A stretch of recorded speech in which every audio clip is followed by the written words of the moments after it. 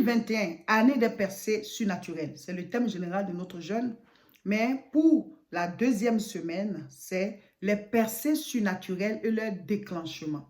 Les percées surnaturelles et leur déclenchement. Donc, nous allons voir des exemples de percées surnaturelles dans la Bible.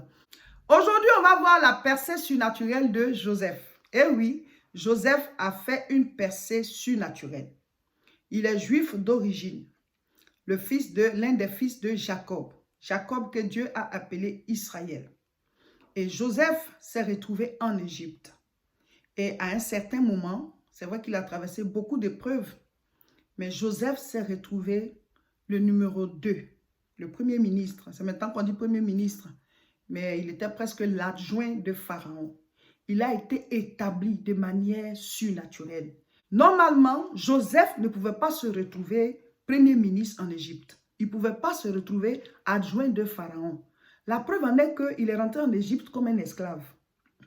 Il est venu lié parce qu'il a été acheté. Ses frères l'ont vendu. Et du jour au lendemain, bon, après quelques années d'épreuves, il s'est retrouvé premier ministre de ce pays où il est rentré comme esclave. Ça, c'est une percée surnaturelle. Joseph a fait une percée surnaturelle en Égypte.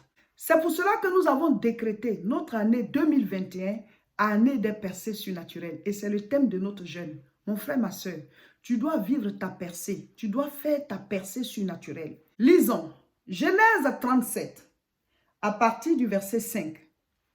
Joseph eut un songe et il le raconta à ses frères qui le haïrent encore davantage. Il leur dit, écoutez donc ce songe que j'ai eu. Nous étions à lier des gerbes au milieu des champs, et voici ma gerbe se leva et se tint debout. Et vos gerbes l'entourèrent et se prosternèrent devant elle. Ses frères lui dirent, est-ce que tu régneras sur nous?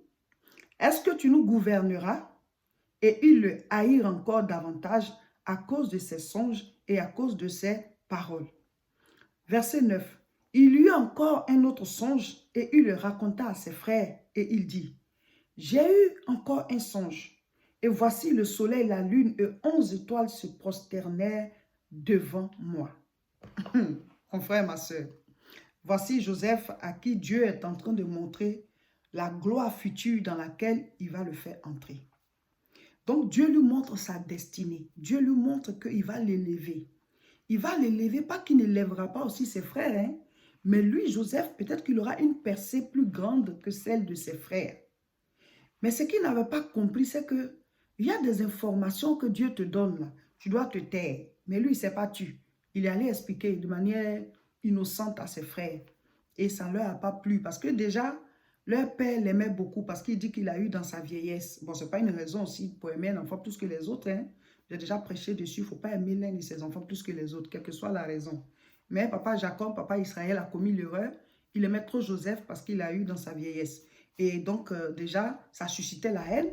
Et en plus, encore, toi, tu vas aller avoir des rêves où c'est toi, ta gerbe debout, nous, nos gerbes se prosternent. Et après, le soleil, la lune, tout le monde se prosterne autour de toi. Toi, tu vas être qui ici? Donc, ses frères étaient déjà fâchés, dit, tu vas voir. Et plus tard, si vous lisez toujours Genèse 37, vous allez vous rendre compte que ses frères sont allés au champ. Et comme il était l'un des plus petits, depuis il ne venait pas, lui, il était resté au village. Mais son papa lui a dit, va chercher tes frères, comme ils ont mis du temps. Donc, quand ils l'ont vu venir de loin, ils disent, celui-là, il va voir aujourd'hui. Je vais même lire le passage, vous allez voir. Genèse 37, je lis à partir du verset 18. Ils le virent de loin, et avant qu'il soit près d'eux, ils complotèrent de le faire mourir. Ils se dirent l'un à l'autre, voici le faiseur de songes qui arrive. Ils l'ont surnommé même. Verset 20. Venez maintenant, tuons-le et jetons-le dans une des citernes. Nous dirons qu'une bête féroce l'a dévoré et nous verrons ce que deviendront ces songes.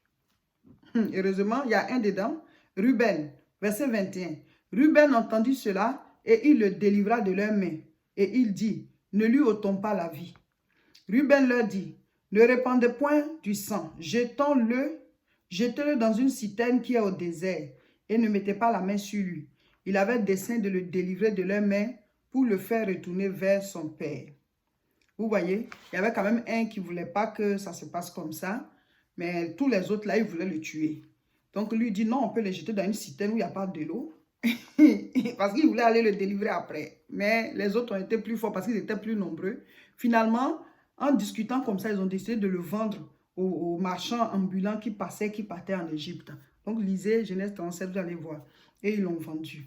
Ils l'ont vendu, ils ont pris sa tunique que leur papa avait faite là. Ils ont tué un animal, ils ont versé le sang là-dedans. Et puis, ils ont pris la tunique pour aller montrer à leur papa pour dire voilà. Et donc, quand le papa a vu, il a commencé à pleurer que son fils a été dévoré par un animal. Parce que c'est lui qui l'avait envoyé pour aller chercher ses frères. Pourquoi depuis ils ne viennent pas? Va voir. Donc, alors qu'il n'est pas mort, hein, c'est ça qu'ils sont venus dire à leur papa. Et leur père, il est resté triste pendant des années. Parce qu'il se disait, je vais mourir aussi pour rejoindre mon fils.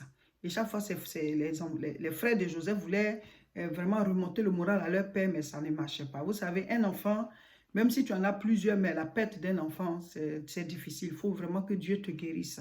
Mais il ne faut pas non plus sombrer aussi. Il faut savoir que tout ce que Dieu permet est bon. Rendons-lui gloire et remontons la pente. Et donc, Joseph, son père, le pleurait tout le temps. Alors, la suite de l'histoire, c'est quoi? C'est que Joseph s'est retrouvé en Égypte. Il a été vendu au marché des esclaves. Et il a été acheté par Potiphar. Potiphar, c'était aussi quelqu'un qui était un grand à la cour de Pharaon là-bas. Et donc, lui, il avait un grand domaine, il était riche, il avait aussi d'autres esclaves. Et donc, il a fait venir Joseph et il s'est rendu compte que Joseph a la grâce sur lui. Parce que depuis qu'il est venu, mais tout va bien dans la maison de Potiphar, la maison est bénie. En tout cas, Potiphar s'est rendu compte que le jeune homme là, il est différent des autres, il y a la main de Dieu avec lui. Donc, il a établi Joseph comme le chef de sa maison et de toute sa concession et de tous ses biens. Donc, Joseph avait déjà commencé à gérer. C'était un peu un stage de gestion.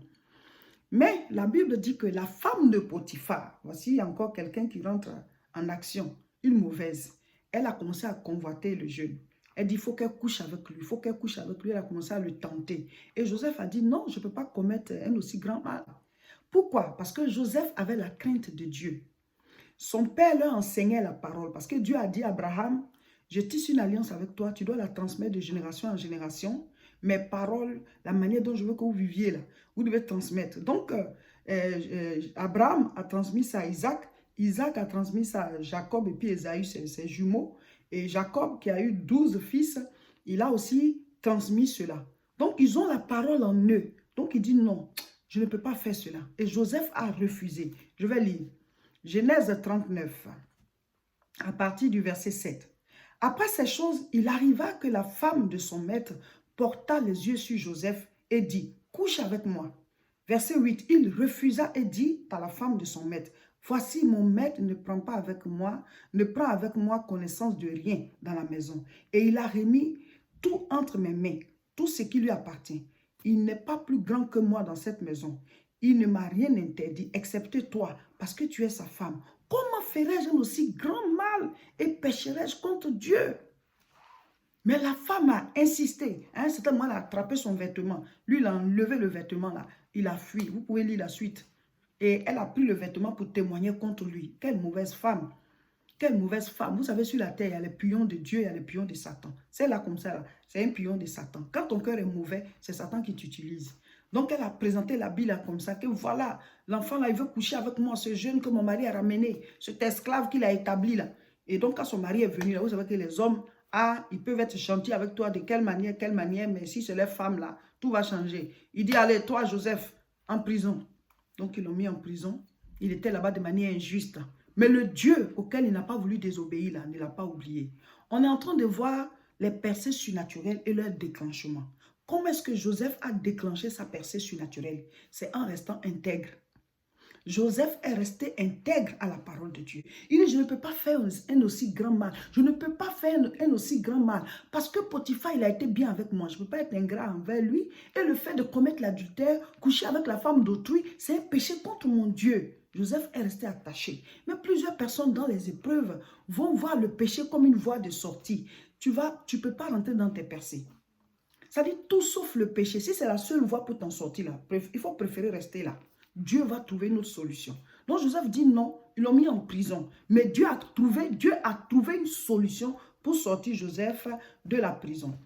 Genèse chapitre 40, verset 1. Après ces choses, Il arriva que les chansons et le panetier du roi d'Égypte offensaient leur maître, le roi d'Égypte. Pharaon fut irrité contre ces deux officiers. Vous voyez, Dieu est celui-là qui crée les percées surnaturelles. Joseph étant en prison là-bas, Dieu permet qu'il y ait deux serviteurs de Pharaon qui se retrouvent aussi en prison. Une histoire se passe. Et pendant qu'ils sont en prison, vous pouvez lire la suite de l'histoire, Joseph arrive à expliquer leur songe, parce que chacun d'eux a fait un songe. Joseph dit, toi, tu seras libéré, tu vas retrouver ton travail chez Pharaon, toi, on va te tuer. Et c'est ce qui s'est passé. Et il a dit à l'autre que quand tu seras libéré là et que tu vas retrouver ton travail chez Pharaon, il ne faut pas m'oublier. Mais la Bible dit, quand il est sorti, il a oublié quand même Joseph. Qu'est-ce que Dieu fait encore? Pour pouvoir libérer Joseph de la prison, Dieu donne un songe à Pharaon. Mon frère, ma soeur, écoute-moi bien. Pour libérer Joseph de la prison, et pas seulement le libérer, mais pour l'élever. Parce que Joseph a été intègre. Joseph a refusé de désobéir à la parole de son Dieu, le Dieu que son père lui a enseigné. Malgré qu'il était dans les problèmes, malgré qu'il était dans des situations difficiles, devenu esclave en Égypte, il a refusé de désobéir à la loi de Dieu. Donc, il s'est retrouvé en prison, pas parce qu'il est coupable, mais parce qu'il a refusé le péché. Souvent, face aux situations difficiles, on préfère la facilité. Mais la facilité, il y a des problèmes devant. C'est ça même qui va te couler. Mais quand tu dis non, je préfère obéir à Dieu. Au début, tu vas payer le prix. Il s'est retrouvé en prison, mais Dieu l'a sorti. Qu'est-ce que Dieu a fait? Dieu a montré un songe à Pharaon. Dieu n'a pas montré le songe à n'importe qui. Il a montré le songe à celui qui pouvait faire sortir Joseph de la prison, mais encore celui qui pouvait l'établir. Verset 41, Genèse chapitre 41, verset 1. Au bout de 2 ans, Pharaon eut un songe. Voici, il se tenait près du fleuve, et voici 7 vaches, belles à voir et grasses de chair, montaient hors du fleuve et se mirent à paître dans la prairie. 7 autres vaches laides et voire maigres de chair montaient derrière elles, hors du fleuve, et se tiennent à leur côté sur le bord du fleuve. Vous pouvez lire la suite du songe de Pharaon. C'est ce songe-là qui a fait sortir Joseph. Parce que Joseph avait déjà expliqué le songe de quelqu'un qui travaille chez Pharaon. Donc, ils ont cherché quelqu'un pour expliquer le songe de Pharaon. Ils n'ont pas trouvé. Et le monsieur s'est souvenu qu'il y a quelqu'un qui avait expliqué son songe en prison. Et ils ont dit, allez chercher Joseph. Quand Joseph est venu, il a expliqué le songe du Pharaon. Et maintenant, il a dit, voici ce qu'il faut faire. Il a donné les recommandations. Pharaon a dit, mais qui peut faire ça d'autre si ce n'est pas toi? Toi, par qui Dieu est passé pour expliquer là. Et cette sagesse que tu as là, c'est que tu peux jouer le rôle. Vous voyez? Et finalement, Joseph a été établi. On l'a mis, ça dit juste après Pharaon. Pharaon dit que la seule chose qui te différencie, toi et moi, c'est que j'ai le trône. Sinon, tu t'occupes de tout. Tout le monde doit t'obéir dans toute l'Égypte. Alors que l'Égypte, c'était l'une des puissances dans le monde à l'époque. Et finalement, Joseph a été établi. Ça, c'est une percée surnaturelle. Mon frère, ma soeur, il y a des portes que Dieu ouvre. Mais je vais lire aussi un passage, vous allez voir. Jean chapitre 3, verset 27. Jean répondit, un homme ne peut recevoir que ce qui lui a été donné du ciel. Ce que je voudrais te dire, c'est que les percées surnaturelles, nous pouvons tous les faire. Tout le monde. Mais seulement quand tu fais la percée, tu ne peux recevoir que ce que Dieu t'a donné. Tu ne peux pas percer au-delà de ce que Dieu a prévu. Mais il y a des gens qui n'atteignent même pas ce que Dieu a prévu. Joseph avait eu des songes où il était établi et tout le monde se prosternait devant lui. Ce n'était pas pour dire qu'il allait dominer ses frères. La preuve en est qu'il ne les a pas dominés quand il a été établi. Voilà, il les a aidés malgré qu'ils lui ont fait du mal. Il leur a donné à manger et tout. Mais c'était pour dire que je vais t'élever. Donc c'est parce que Dieu avait prévu ça. Et Joseph a marché dans les voies du Seigneur. Donc il est rentré dans ce que Dieu a prévu. Toutes les bénédictions que Dieu a prévues pour toi, là, quand tu fais ta percée, là, c'est dedans que tu rentres. Tu ne rentres pas dans autre chose. Donc souvent, la jalousie, elle est inutile. Parce que tu trouves des gens qui sont en train de jalouser la bénédiction de quelqu'un. Par exemple, les frères de Joseph. Ils ne pourront jamais avoir la bénédiction de Joseph. Joseph ne pourra jamais avoir leur bénédiction. Un homme ne peut recevoir que ce que le ciel lui a donné. Donc, quand on est en train de prier là, pour demander les percées là, c'est que ce que Dieu a établi pour nous, la création attend la révélation des fils de Dieu. Ce qu'il a prévu pour nous là, on ne doit pas rester sur cette terre sans rentrer dedans. Parce qu'il y a des gens, toute leur vie, ils sont hors de la volonté de Dieu, hors de leur gloire. Et nous, on refuse. Ce que le ciel a prévu là, c'est ça qu'on veut. Il faut qu'on rentre dedans, comme Joseph est rentré dans sa percée. N'oubliez N'oubliez pas de faire la lecture biblique du jour et de mettre en commentaire ce que vous avez compris. N'oubliez pas de prier et n'oubliez pas de prier selon le sujet de prière qu'on vous a donné et selon vos propres sujets. Ce mercredi, finalement, nous serons en direct pour la prière.